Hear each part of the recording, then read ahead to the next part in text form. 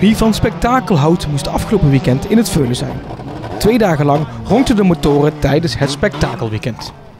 Ja, wij organiseren het eigenlijk voor het dorp. Om het Veulen toch een beetje op de kaart te houden. Aangezien het Veulen is een klein dorp, weinig inwoners. En zo gebeurt er nog iets in het Veulen. En blijft Veulen toch een begrip. Zijn het allemaal Veulense mensen die hier achter ons crossen? Of waar komen ze allemaal vandaan? Nee, ze komen van heen en ver komen ze hier naar het Veulen toe om te laten zien wat ze kunnen in de crossauto. Zo hebben we deelnemers die komen uit Den Haag, in de buurt van Amsterdam, in de buurt van Utrecht, Midden-Brabant. Zo komen ze eigenlijk overal wel vandaan om hier te kunnen crossen. Op zondag hebben we de reguliere ASZ cross. Ja, en dan hebben we allerlei verschillende klassen auto's die wedstrijden rijden. Dat is 3 maandjes, 3 voorrondes eigenlijk als het ware. Met daar op het einde van de dag een finale. En die finale die beslist wie de winnaar van de dag is per klasse. En ik zie dat het best behoorlijk druk is. Hè? Wie komen er dan kijken? Alleen dorpsbewoners of ook echt uit de regio? Nee, dat is echt van jong tot oud.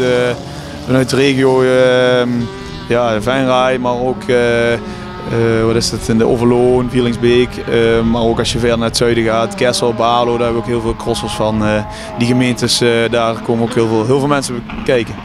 Ja, het hoogtepunt van Spektakelweekend Veulen is eigenlijk wel het onderdeel de nachtcross. De nachtcross is eigenlijk het koningsnummer van de crosswedstrijden die wij het hele weekend organiseren. Dat is een crosswedstrijd waar een uur lang, we hebben ongeveer 70 auto's gehad, 75 auto's die hier rondjes gaan rijden.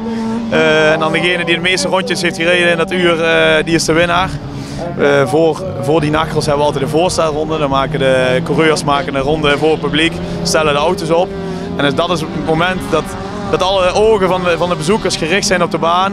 En dat is ook het moment waar wij denken van nu moeten wij laten zien wat spektakel is, wat wij kunnen bieden aan de bezoeker. Zo hebben wij gisteren onze mascotte, Crazy Ronnie heet hij, hebben wij laten landen met een helikopter op de landingsbaan als startschot van de nachtcross. Jij doet het niet alleen, volgens mij zijn er heel veel mensen die jou helpen. Wij zijn met een groepje van 15 man, als ik het goed zeg, waar we dit mee organiseren. Dat is eigenlijk samen met de crossclub van het Veulen. Dat is een crossvereniging waar mensen bij aangetrokken zijn. En we hebben een groepje jeugd vanuit het Veulen. En daarmee organiseren we samen dit evenement, waar dus dit ook gecombineerd is. Een soort autocross samen met feest maakt dit.